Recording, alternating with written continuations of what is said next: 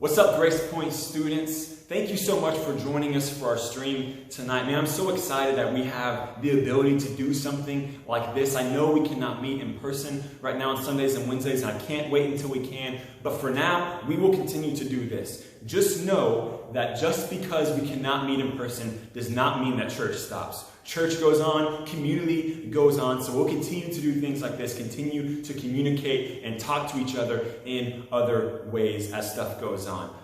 We just want to be mindful of recommendations from our county, from the city, from the CDC and stuff, and make sure that we are being responsible, taking the proper precautions to worry about your health and your safety of our Gracepointe family, as well as just our community in general. So we want to be smart and be wise about the way that we do that. But, man, we are also praying that very, very soon we're able to come back and meet together in person. So I want to get you excited about that right now. Just start thinking about how awesome it's going to be that first week back that we can meet in here. We are going to party like crazy. Y'all are going to bring like 5,000 friends with you. It is going to be an amazing time. So start thinking about that. Start getting excited about that.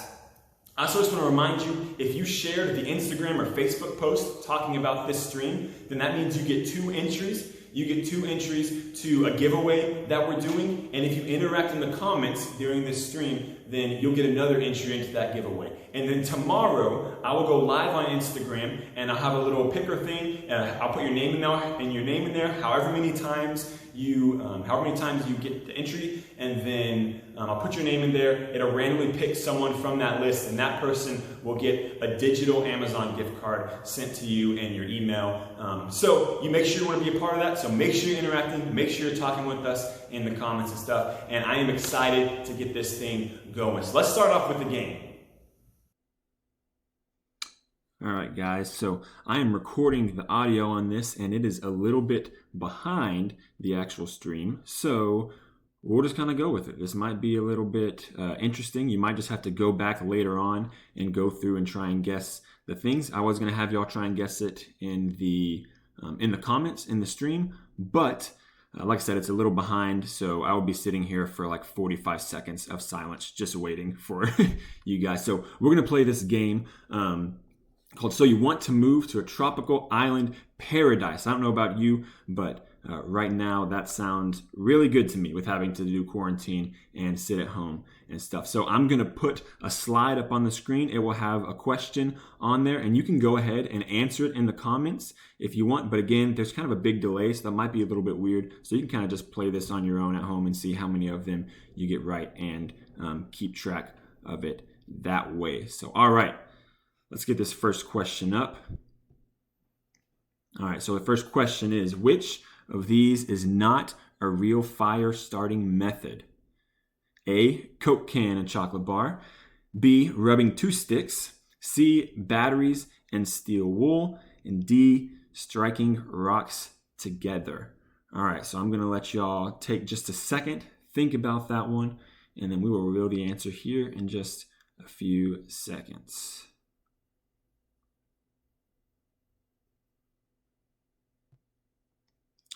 All right, and the answer is D, striking rocks together. So now I know, before you get mad, before you're like, wait, what the heck? That is a real method. So I was reading up a little bit about this. There are a few rocks with flint and stuff like that you can strike together and start a fire. But the chances of you grabbing those out and on the desert island are probably pretty slim. So anyway, for D, we'll say if you got that one wrong, then we'll go ahead and we'll count that because I know some of you will be upset about that one. All right, let's look at the next question. All right, so which of these should you not eat raw? A, seaweed. B, oysters. C, salmon. Or D, potatoes. So I'll give y'all just a second to look over that one, to think over that one. And the answer on that one is... Actually, it looks like it's come up on the stream now. So I'll give you a second to answer in the comments. All right, that was a second. And the answer to that one is D, potatoes. So that might have been, I don't know if you're like me, that might have been your favorite of those foods. But eating a potato raw is not good for you. And I'm sure it is super duper disgusting. So All right, let's look at the next question. All right, so which of these should be your first priority? So you're stuck on the desert island. Your first priority is to A, build shelter, B, find a water source, C, build a fire, or D, find food. All right, I'll give you just a second. Let the chat catch up with that, or let the live stream catch up with that. You can start putting your answers in on there.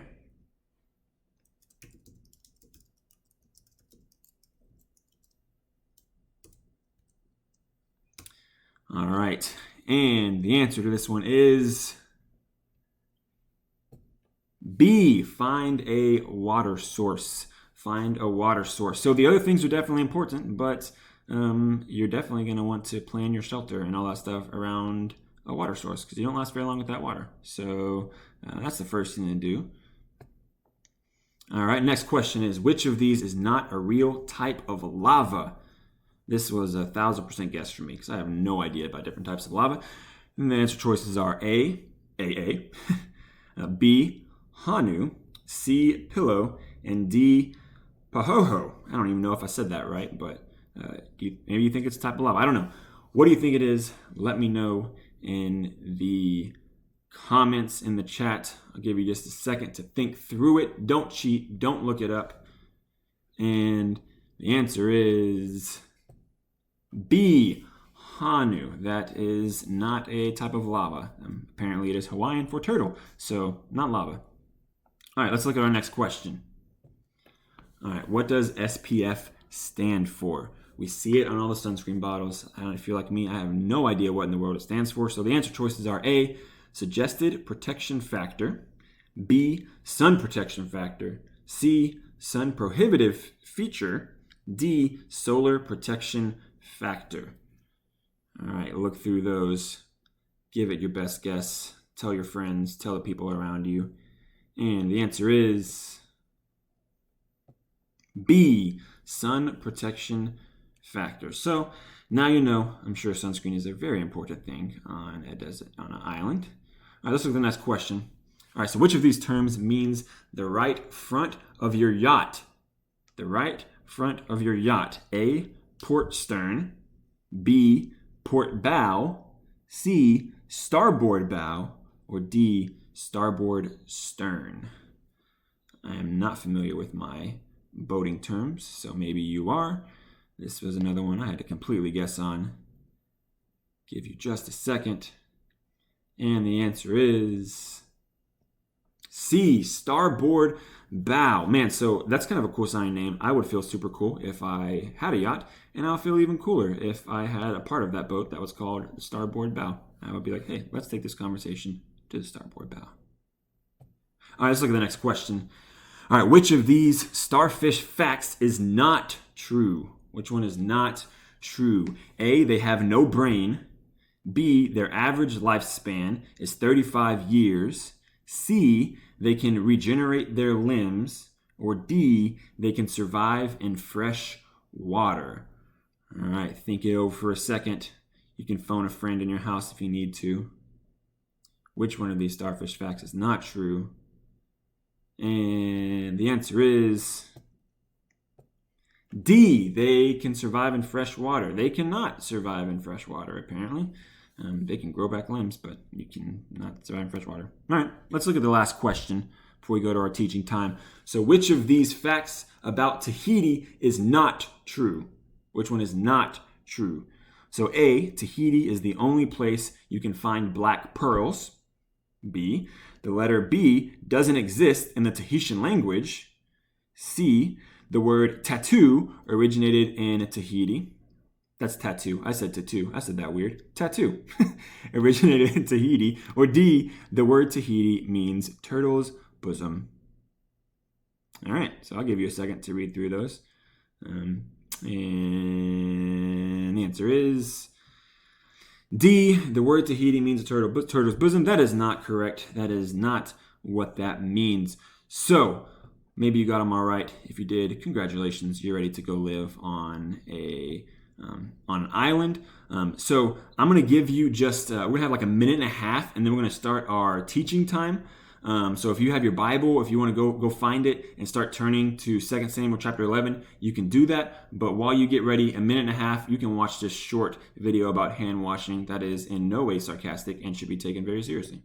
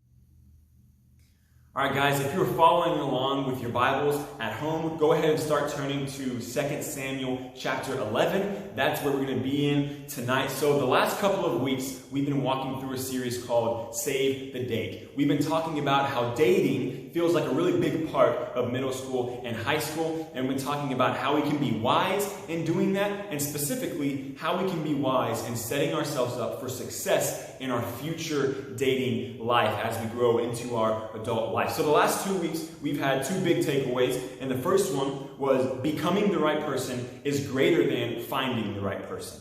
So working on becoming the right person is greater than finding the right person. And then last week on Instagram TV, we talked about don't make anyone your everything.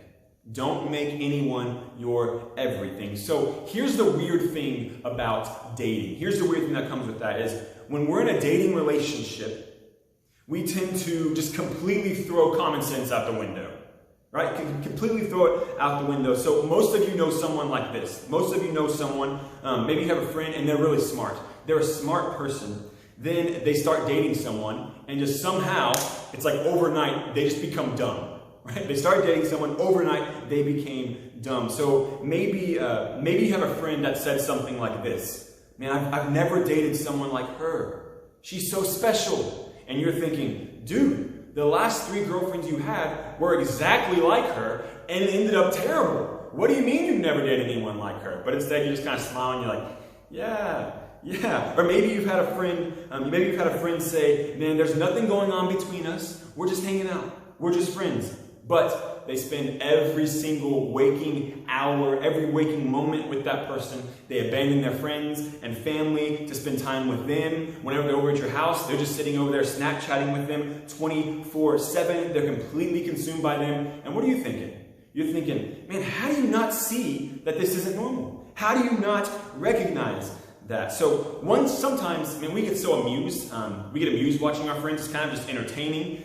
We get amused watching them make these choices. But sometimes it makes us sad, right? When we see our friend following down this path, it makes us sad. But although we see this happening to other people, we usually we do not see it when it happens to ourselves. Now, why? Because we don't see things clearly when it comes to emotions. When emotions enter the picture and there's a boyfriend or a girlfriend involved, or a boy or a girl that you like involved, then usually we stop seeing things clearly. So here's an example. You have a friend who has dated someone that has a pretty bad reputation. And you thought, man, you're making such a big mistake. And guess what? You ended up being right. You ended up being right about that friend. But then you meet someone that has a bad reputation. Maybe it's a different reason. They have a bad reputation for a different reason. And you convince yourselves, no, this is different than theirs. This is a different situation. This is different. I can handle whatever happens. See, that's us noticing it in other people, easy to point it out in other people. And then when it comes to us, when our emotions are involved, when a boy or a girl is involved, man, it's just like we become dumb overnight. We throw logic out the window. So we can all agree on this. So if we were to make a list of general rules when it comes to dating, so right, we could agree on some of these things. Don't date a cheater. Don't date someone who brings you down. Don't date someone who treats you poorly. Don't date someone who pulls you away from your friends or your family. Don't date someone who does not share your same beliefs about Jesus. Most of you are sitting at home thinking, yeah, I agree with all of those things. I wouldn't date anyone if they don't meet those things. But whenever you start to catch feelings, whenever you start to let emotions get involved, you start to like someone, man, those rules, a lot of times we find, they start to get a little bit more flexible. And we start to tell ourselves, it's not a big deal. I can handle this. They need all the other things, just not this one or two things. Or I can control the situation. It's not going to get out of hand, okay? I won't let it. I can control this. Or you're thinking to yourselves, I'm a big boy. I can handle the consequences. Right? If there's consequences that come with my actions, I can handle that. So those views, they bring us to a place where now we're making poor decisions. Now we're the friend that people are watching and saying, man, what are they thinking? Why are they doing this? And we're just completely blind to that. So, in that situation, what do we do about it? What should we do about that? So let's look at this story in 2 Samuel chapter 11, because believe it or not, we have this character in Scripture that finds himself in a similar situation, and from the way he responds and maybe his mistakes that he makes, we can learn so much about how this applies to us when it comes to dating. So 2 Samuel chapter 11, so David, this is about David. David was a great leader. He had tons of accomplishments. He was a man after God's own heart. That's what 1 Samuel tells us. So even with those big credentials, David made some big mistakes. So 2 Samuel chapter 11, I'm just going to read verses 1 through 3. It says this. In the spring of the year, the time when kings go out to battle, David sent Joab and his servants with him and all Israel. And they ravaged the Ammonites and besieged Rabbah, but David remained in Jerusalem. It happened late one afternoon when David arose from his couch and was walking on the roof of the king's house, that he saw from the roof a woman bathing, and the woman was very beautiful. And David sent and inquired about the woman and one said, is this not Bathsheba, the daughter of Eliam, the wife of Uriah the Hittite? So it starts off there in verse 1. It starts off, the time when kings go to battle. The times when kings go to battle. So David is the king, right? So David is not at battle like all the other kings are, like he usually should be. David has decided, I'm not going to go. I'm going to stay home in the comfort of my own home. So that decision, as we're going to see later, leads to some really big consequences. So while his army's at war, David's at home and he's getting bored. So we can relate to the bored part right now, right? So we're thinking about quarantine. Man, for an extrovert, it's terrible. I hate it. I like to go out and do things all the time. I can't do that. So you can relate to that right now. You're probably feeling bored at times. So maybe you're starting to get a little bit antsy. Maybe for the first time in your entire life, for some of you, you're excited to go back to school, or you want school to come back. The coolness of just sitting around all day and doing nothing has worn off. And just like feelings for a boy or a girl can make us dumb sometimes, being bored also sets you up to make dumb decisions sometimes. Let's be honest. Being bored sometimes sets us up to make dumb decisions. So, I'm telling you right now, while we're in this quarantine, while we're in this weird time, be mindful of that. Know that because you're bored, it's going to be more difficult at times to make good decisions. So especially with this topic right here. So one afternoon, David he's just chilling on his rooftop, right? Walking around, chilling on his rooftop, and he sees this beautiful woman bathing on her roof, because that's a thing that happened back then. So he sees this woman bathing on her roof, and David, being a mega creep, sends someone to find out more about her. So this is where verse 3 comes in. This is really important. Verse 3, it says, and one said, is not this Bathsheba, the daughter of Eliam, and the wife of Uriah the Hittite? So I want to point this out. So David is getting all the signs that this is a bad idea. All the signs this is a bad idea. Is not where he's supposed to be. And now the messenger points out to him that Bathsheba is both a daughter and a wife. She's someone's daughter and she's someone's wife. So in other words, man, David has no business pursuing this girl. David has no business pursuing this girl. But as we discussed, when feelings get into it or whenever emotion gets into it, David is not interested in logic, right? He blows right past that part because he makes a few assumptions, right? He makes a few assumptions that we often too find ourselves making. One, we think, I'm an exception to the rule. That's what David thought. I'm an exception to the rule. Two, what I want isn't really that bad. And three, I can manage the consequences. I can handle them. I can control them. So David, thinking those things, thinking he's the exception, thinking what he wants isn't all that bad, and thinking that he can control and manage the consequences, he sends for Bathsheba and she becomes pregnant. So David, we find out quickly, David was not the exception. He found that out too. He was not the exception. He made an irresponsible, bad choice. And now he had this problem on his hands. So thankfully, the story ends right there because David owns up to his mistakes and makes it right. Except he doesn't. He doesn't do that. So David comes up with this big, elaborate plan to cover up. So I'm not going to read the whole thing because it gets kind of lengthy, but you keep reading at home after this. Go back and keep reading in that chapter there. Keep reading the rest of the chapter after those 3 verses. So David comes up with this brilliant plan. Man, I'm going to call Uriah back to here. I'm going to get him drunk. I'm going to make it look like he's the one who got his wife pregnant, and I'm going to be clear, right? But Uriah, after a couple of attempts, doesn't do that. He doesn't go home. He stays sleeping outside the palace, and David is left with no choice in his mind. He's left with no choice but to now send Uriah back out to battle, set it up to where he is killed in battle. That way, no one will know that he is the one responsible for what happened. Everyone will think, oh, that's Uriah's baby, and it will not be a problem anymore today. So he does that. He sends him out. Uriah is killed, and David takes Bathsheba as one of his wives. So we listen to this story today, and we think, man, what in the world is David thinking? Right? I know that's where most of you are. What in the world is David thinking? Now, these are obviously terrible, terrible decisions that he is making. But the truth is this. There are times in our relationships, in middle school and high school, and even as adults, there are times in our relationships where people on the outside are thinking the exact same thing about the decisions that we're making. They're thinking, man, how can they be making such poor decisions? Now, your decisions, your poor decisions in dating and relationships, they might not lead down the same path that David's did, when that it led to murder, but the truth is, all of us are capable of making some really, really dumb decisions when it comes to our emotions and when it comes to dating. So often, when we're in the middle of a situation, we lose perspective. We lose perspective, and then we convince ourselves that we're the exception.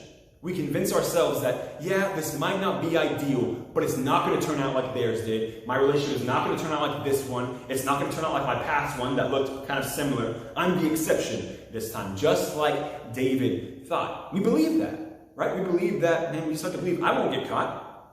I can turn things around. I can make this whole situation right. We're not going to turn out like everyone else thinks we will. Other people just don't understand my relationship. Other people just don't get us. But the reality of the situation is, when we believe that we are the exception to the usual consequences, just like David did, whenever we believe we're the exception to the usual consequences, we are only fooling ourselves. We're fooling ourselves. We're going to end up stuck like David, surrounded by the results of our bad decision. So here's the problem as we kind of start to wrap this up. Here's the problem with David. So throughout this entire story, David is never honest with himself. Right? David's never real with himself. He just keeps looking for ways that he can avoid the consequences. That's all he's searching for. How can I get out of this? How can I cover that up? How can I avoid the consequences? But when we believe that we're the exception, man, it's so easy to justify anything. Right? David, a man after God's own heart, in his own mind, was able to justify murder. Because when we're caught up in a situation, we believe we're the exception. It's so easy to start to justify anything. We tell ourselves it's really not that bad. But here's the thing. And if you only listen to one thing tonight, here's the takeaway I want for you to have. Here's the thing. You owe it to yourself to be honest with yourself. You owe it to yourself to be honest with yourself. So when it comes to dating, man, it's so important for us, especially in middle school and high school, it's so important to ask yourselves the right questions. So here are a few. Is there any area where I find myself thinking that I can get away with something or trying to find ways around the rules? Is there any area where you find yourself thinking, that may be true for everyone else, but it's not true for me. It's not true for us. Is there anything that makes you think you have things under control even when everyone else around you is telling you differently? So basically, are there any areas where you're just not being honest with yourselves? You have to ask yourself that. Is there any area where I'm just not being honest with myself? If your future dating life is going to be awesome and great into your adult life, then man, we have to be honest with ourselves now in middle school and high school. Because we want to set ourselves up for success in our future dating. And we do that by being honest with ourselves. You owe that to yourself to be honest with yourself. Being honest with yourself now in middle school and in high school is going to save you a lot of hurt. It's going to save you a lot of hurt later on. So as we wrap this up now, I'll wrap it up in the next couple minutes. If you are one of the ones that are sitting here, you're watching this, and you're thinking, man, that's the situation that I'm in, but I don't know what to do. That's the situation I'm in, I don't know what to do. So keep reading in 2 Samuel. Keep reading this story, and this character named Nathan enters the picture here. So Nathan is this prophet sent by God. He goes and he talks to David, and he gives him, we're not going to break it down, but he gives him this story, this parable, and basically tricks David into recognizing or realizing that he has been making mistake after mistake after mistake after mistake. So read that passage, read the part about Nathan, and think about these three things right here. If that's you, think about these three things. Find your Nathan. Find your person in your life that is going to be honest with you. Find the person that you know is going to shoot straight with you and is a close friend. Ask that person, number two, ask them to be honest with you. Ask them to be honest with you about areas where you're not being honest with yourself. It's going to be hard to do that, but ask them that. And then the last one is listen to them. Listen to them, because doing those first two things doesn't mean anything if you don't actually listen to what they are saying to you. So when it comes to dating in middle school and in high school, man, being honest with yourselves is so important. You owe it to yourself to be honest with yourself. Let's pray. Father God, we thank you so much for this day. We thank you that we can have things, technology, where we can still meet together even though we can't be here physically. God, I thank you that your word, gives us practical advice, practical things like helping with dating in our middle school and high school. God, I pray that as we go through the rest of this week, that we can just be honest with ourselves, God, when it comes to this topic and really everything else, that we can just be honest with ourselves, that we can set ourselves up for success in our future dating life, God. And I pray that we would include you in that process throughout the way. But I pray that as we continue with this time of quarantine and this time of uncertainty, God, that we would just cling to you in this time. I pray that we would cling to you in this time, that we would remember that, man, our joy and our hope comes from you and in you alone, God. And I pray that you would continue to remind us that we're going to get through this, we're going to be okay, and we'll be able to meet back in here together again. God, we love you so much, and we thank you. In Jesus' name, amen. All right, guys, thank you so much for joining us on YouTube for our service, and we look forward to seeing you hopefully in person here very soon. Have a good rest of your week, guys.